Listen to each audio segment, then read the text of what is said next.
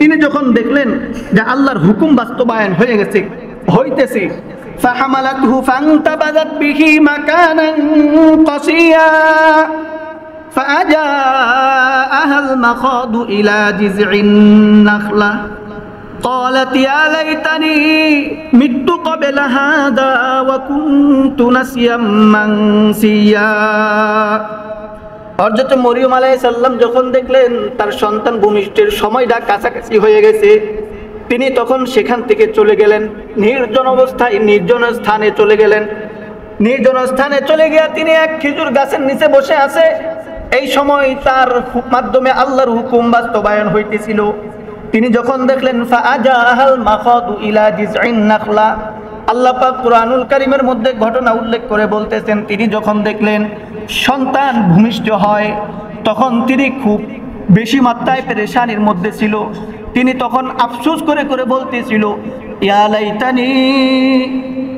লাইতানি মিত্তু ক্বাবলা হাযা ওয়া কুনতু নাসিয়াম মানসিয়া। হায়, কি অবস্থা হইল আমার!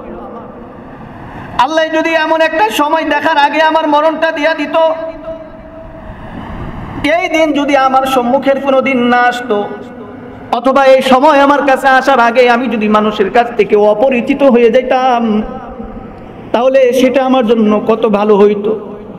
মরিয়ম আলাইহিস সালামের পরিস্থিতিতে নিজের মৃত্যু কামনা করতেছে, দুনিয়া থেকে নিঃশেষ হয়ে যাবার জন্য তিনি আফসোস করতেছে। এমন এক পরিস্থিতির শিকার আমার কেন হইতে হইল?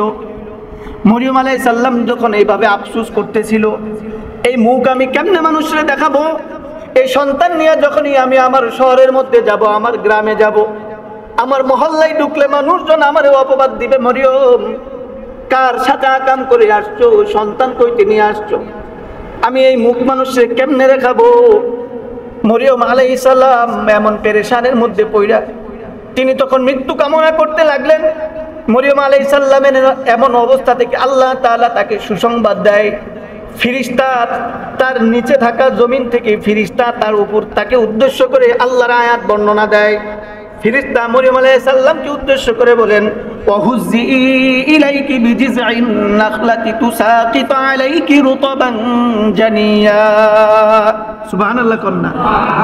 আল্লাহ পাক ফিরিস্তার মাধ্যমে মরিয়ম আলাইহিস সালামকে জানাইতেছেন, মরিয়ম সন্তান আসবে, প্রসব হইতেছে, এই অবস্থায় তুমি পেরেশানের মধ্যে পড়ে গেছো, মানুষকে কেমনে মুখ দেখাবা? এটা নিয়ে পেরেশানির কিছু নাই। অমরিয়ম মানুষের সামনে কেমনে যাবা, এখানে কেমনে থাকবা, কি খাবা, সন্তান কেমনে লালন পালন করবা, এগুলো নিয়ে তোমার পেরেশানি হইতেছে। অমরিয়ম ওয়াহুজ্জি ইলাইকি বিজিজইন নাখলাতি তুসাকিত আলাইকি রুতবান জানিয়া। মরিয়ম, তুমি যে খেজুর গাছের নিচে বসে আছো, এই খেজুর গাছের একটা ডাল যে তোমার দিকে এভাবে ঝুঁকে আছে, যখন তোমার ক্ষুধা লাগবে, খানার প্রয়োজন হবে, এই ঢালটা ধইরা একটা ঝাঁকুনি দিও। এক ঝাঁকুনিতে আল্লাহ তোমার জন্য অনবরত পাকা এবং তাজা খেজুরগুলো ফালাইতে থাকবেন। শুধু এ পর্যন্তই না, যখন পানির প্রয়োজন হবে তখন তোমার তলে দিয়ে আল্লাহ পাক এক নহর প্রবাহিত করে দিবেন, স্বচ্ছ পানির নহর।